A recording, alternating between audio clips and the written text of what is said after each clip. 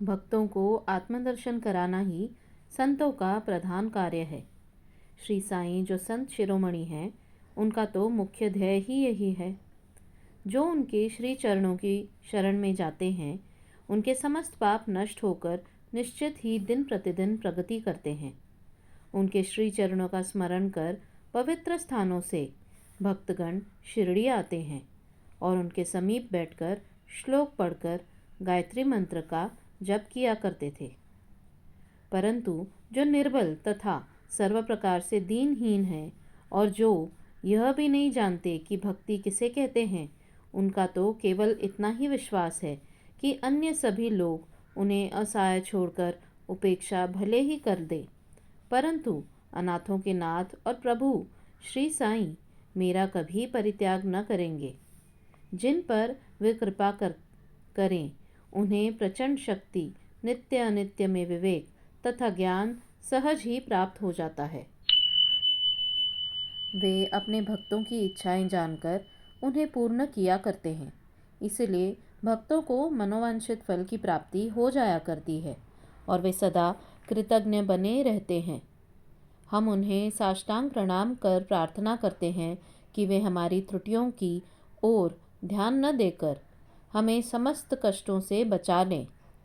जो विपत्तिग्रस्त प्राणी इस प्रकार श्री साई से प्रार्थना करता है, उनकी कृपा से उसे पूर्ण शांति तथा सुख समृद्धि प्राप्त होती है। यथार्थ में यदि कोई व्यक्ति किसी संत के दर्शन को आतुर हो, तो केवल संत ही नहीं, भगवान भी उसकी इच्छा पूर्ण कर देते हैं।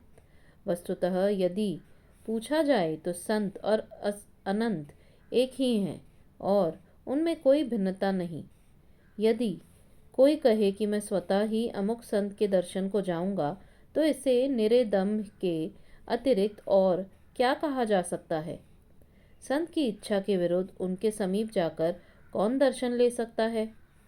जितनी तीव्र उत्कंठा संत दर्शन की होगी, तदनुसार ही उसकी भक्ति और विश्वास में वृद्धि हो जाएगी और उतनी ही शीघ्रता से उनकी मनोकामना भी पूर्ण होगी। जो निमंत्रण देता है, वो आदर आतिथ्य का प्रबंध भी करता है। जो आमंत्रण देता है, वही आने का प्रबंध भी करता है और अंत में हुआ भी वैसा ही।